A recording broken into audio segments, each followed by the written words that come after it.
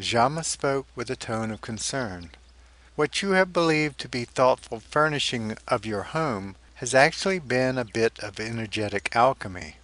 From what you tell me, you have been stirring this brew for a long time, and with some purposeful intent, though subconsciously. Ian's confusion showed in his face. There is a single, all-encompassing energy field, Djalma continued. Call it the whole or the absolute. Within this infinitude are a limitless number of overlapping subsets, let's say segmented fields, that vibrate at unique ranges or frequencies. Each field is a separate reality, which more often than not remains unseen by any of the inhabitants of the other fields because of the frequency differences between them. Everything that appears to be physical within a subset of a specific reality adds a unique energetic signature onto the base resonance of that field, while remaining within the defined range of that field. Ian nodded once to suggest that Djalma go on. Let's focus specifically on a single reality, our illusory physical reality. At the very least, those things we perceive as material will resonate according to their molecular makeup, Djalma explained. From there, every entity gives off emanations based on what it has experienced, no matter if it is physical or not, sentient or not.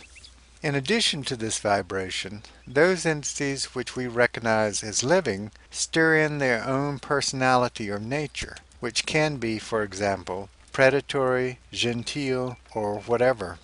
Additionally, the resonance one picks up from self-aware entities is very affected by their individual assessments of their own experience and by their sense of self.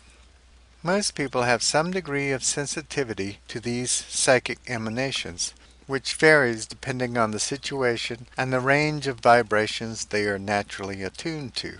These vibrations provoke the feeling of otherwise unwarranted pleasure you might experience when you meet certain people, or a sudden weakness that may come over you in a particular environment. When acquiring possessions, we are sometimes attracted by the resonance of the item rather than by its more commonly perceptible characteristics.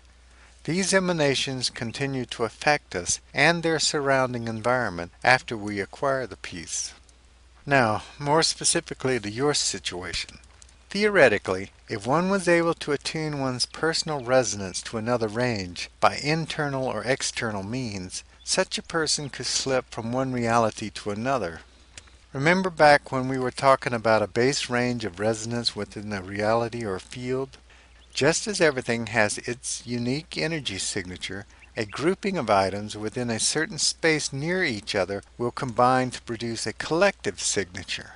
To varying degrees, almost always unintelligibly, those collective signatures affect the reality experienced by anyone within the scope of their influence.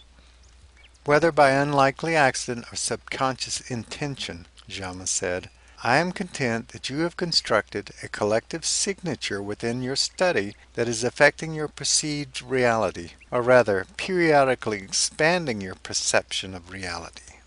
Now remember I said the different fields or realities are almost always invisible to each other because of the differing base frequency ranges? Ian offered a cautious yes. Djalma smiled and continued. More than just unveiling something from the sensory fringes of our shared reality field, the collective signature of your study seems to have created a vibrational doorway, making it possible for you to move into another reality, an alternate or parallel life. There is an inestimable number of realities overlapping the very space of this room and even our very bodies. We never become aware of them, though these worlds appear just as substantial to their occupants as we believe ours to be. Only the most achieved masters and adepts expand their consciousness sufficiently to achieve a glimpse across these boundaries. It requires a very precise balance of vibrational signatures, external and or internal, to perform such a pass-through.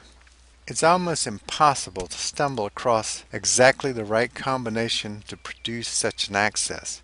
Even though you were not consciously aware of it, you did not stumble across this doorway. I believe your visitor is not a result of chance. The energetic doorway in your room is doing more than just expanding your ability to see into this parallel reality. The experience could have been limited there. But your doorway appears to have allowed you at least a partial transfer or fluctuation between two separate reality fields. Your ability to perceive this other reality makes it as real and accessible as the one you and I interact in right now. After all, what is reality except for the perception of choice at any given time?